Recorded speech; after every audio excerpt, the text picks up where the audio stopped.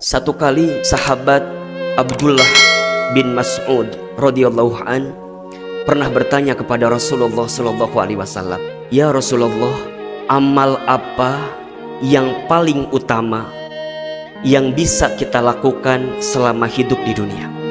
Kemudian Rasulullah sallallahu alaihi wasallam menjawab, "Yang pertama, as-salatu ala waktiha, salat pada waktunya.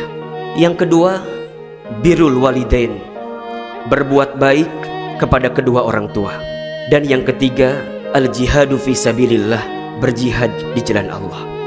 Dari keterangan di atas, ada satu amalan yang amalan ini bernilai istimewa luar biasa di hadapan Allah Subhanahu wa taala, yaitu saat seorang anak berbakti dan memuliakan kedua orang tuanya.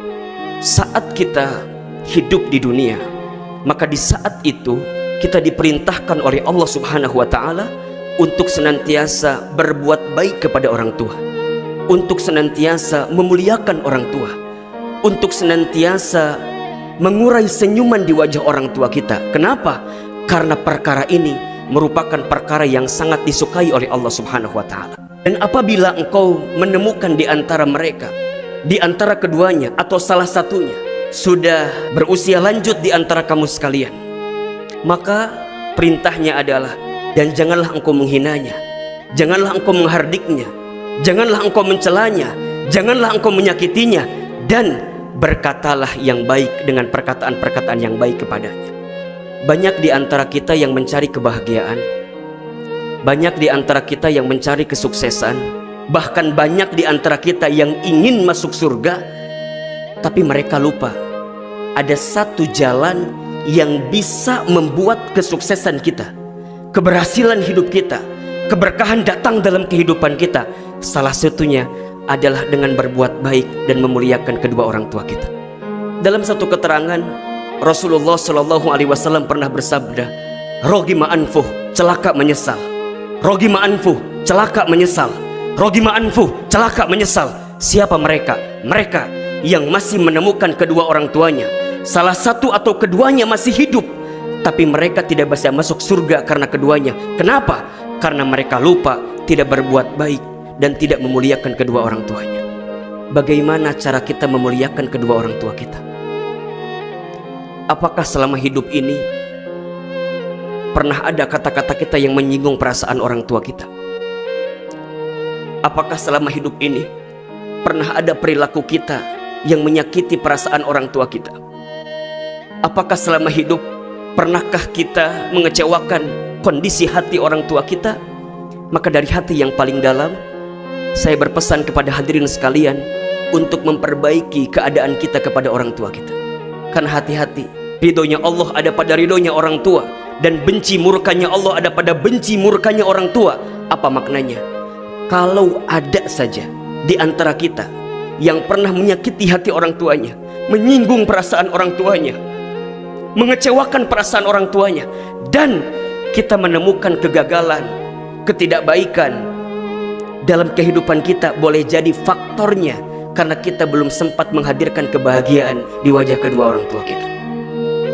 Maka jika hari ini di antara kita masih memiliki kedua orang tua, jangan sia-siakan kesempatan itu kecuali untuk berbuat baik dan membahagiakan kedua orang tua kita. Tatap wajahnya, peluk tubuhnya, ingat-ingat berapa banyak jasa yang dihadirkan olehnya. Mohon maaf lahir batin, saya masih menemukan ada di antara kita yang marah kepada orang tua. Saya masih menemukan ada di antara kita yang boleh jadi kesel sama orang tua, kecewa sama orang tua. Mohon maaf, jangankan marah, berkata ah saja tidak boleh. Jangankan marah, berkata buruk aja tidak boleh, apalagi marah. Nauzubillahi min dzalik. Boleh jadi itu yang menyebabkan banyak sesuatu yang buruk dalam kehidupan kita. Cek kehidupan kita selama ini. Jika ada yang berbisnis, bisnisnya mohon maaf mungkin kesulitan terus-menerus silih berganti datang dalam kehidupan kita. Cek, boleh jadi ada cara kita memuliakan orang tua yang belum baik.